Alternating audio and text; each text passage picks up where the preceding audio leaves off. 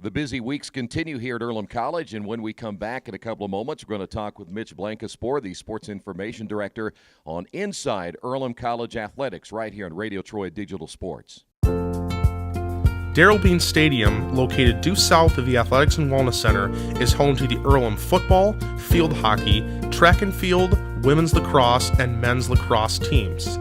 Completed in 2007, the stadium received a facelift in 2012 in the form of field turf and an 8-lane track. Named after Darrell Bean, class of 1955 and former director of admissions, the stadium seats up to 2,000 people. The Earlham football team calls a 90-person locker room their home during the fall, while each team who visits Darrell Bean Stadium uses the 80-person visiting locker room. Storage areas, concession stands, and restrooms are other amenities the stadium offers.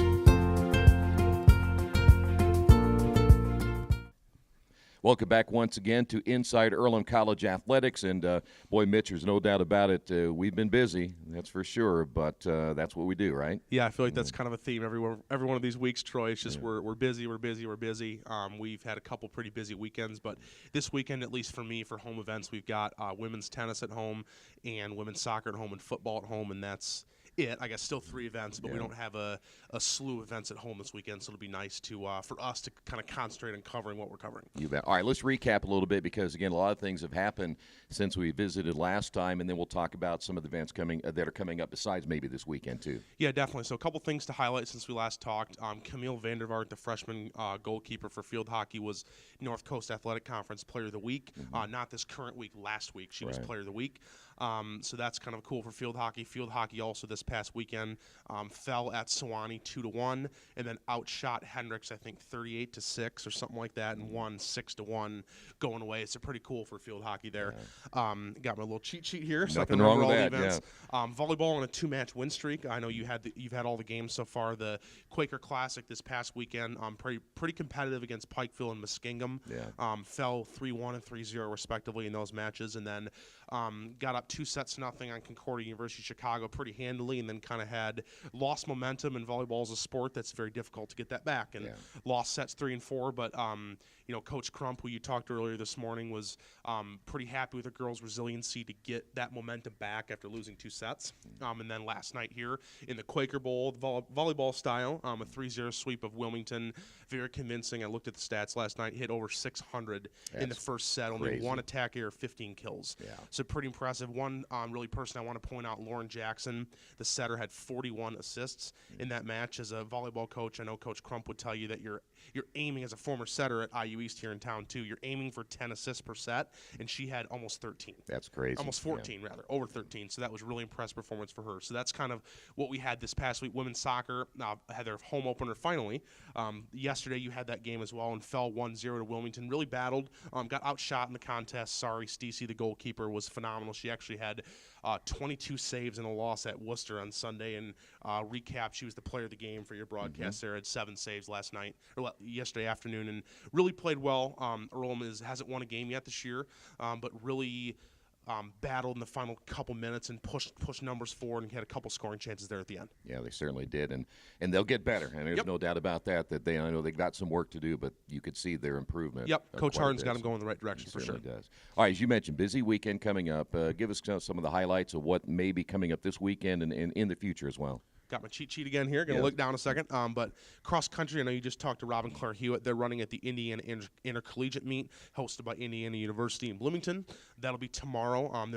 They kind of separate into a big state and a little state meet. They used to run, back in the day, everyone at once. Division 1s would compete against Division 3s. They don't do that anymore, so Earlham will be running against mainly D3s and NAIA schools. Well, the D2 and D1 schools, IU, Purdue, Butler, those kind of schools will be running against them in the big state meet. So that's going on tomorrow. Volleyball travels to Kenyon, riding a 2-match win streak. As we said, they play host Kenyon, Olivet, Otterbein for a second time, and LB in a team they beat 3-1. Last year, member of the MIAA conference that I went to school and worked in, and from what I hear, the Britons are much improved, so it should be a pretty tough test for the Quakers. So that's what we're going on tomorrow. And then at home on Saturday, we've got women's tennis against Manchester. The Quakers fell to 2-time defending conference champion Hanover College yesterday. So they're looking for their first win of the season, of the conference season, against the Spartans. And football will be playing the Ravens of Anderson. You'll have that game on Radio Troy Digital Sports.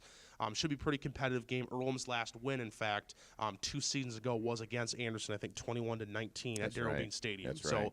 So the Ravens have won the last 2 matchups, but Earlham got them previously. So it should be a pretty competitive game. And then we're rounding out the day with women's soccer at home against the battling Bishops of Ohio Wesleyan University. Should be a pretty tough game for the Quakers, but they'll battle just like they did yesterday. All right, kind of a quick look at everything that's happening here at Earlham College. And want to remind everyone, make sure you check out the website that is probably as good of a website as there is when we talk about the information, the statistics, the pictures, everything. I don't know how you do it all, but you're getting it all in, aren't you? Yeah, and like I said, we launched that website in the middle of the fall. I'd never do that again.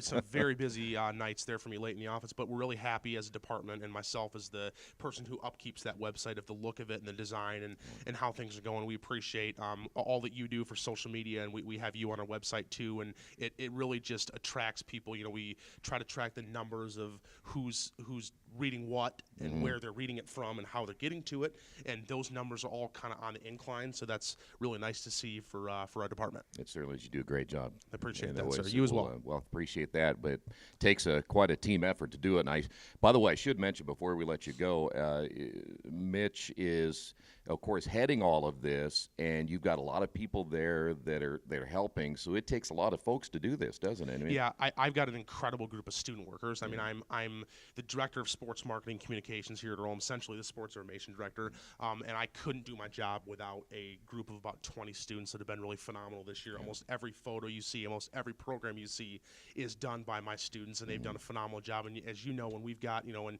you've got Brian Cox that helps you, you've got multiple events at Division III school that happen all at once. Yeah. And you're only one person, so you really need a team. And Kevin Hayden, Caitlin Leach, my superior who oversees my office for athletics, has done a really good job sort of tag teaming the game day management and the marketing of our departments. Done a really good job, and you play a role in that too, Troy. So thank you. Well, yeah, it's fun to watch. I mean, it's really been fun over the last couple of years to see how everything has progressed. The growth and progression, and we're starting to get somewhere. It's been a lot of fun. And by the way, we're getting very close to that new soccer stadium too. That's so right. I'm getting excited. Getting excited for that too. I know we both are. We got to sit in the muck and gloom coming up here in a month or so. We got a big tent, and hopefully that doesn't blow over. Happened once last year, but knock on wood, and we can stay dry this year. So. All right, Mitch, we'll see you next time. Thank you, sir. Want to remind you again, go to their website, goearlham.com, for all the latest Earlham sports information. We'll see you again next time right here on Inside Earlham College Athletics.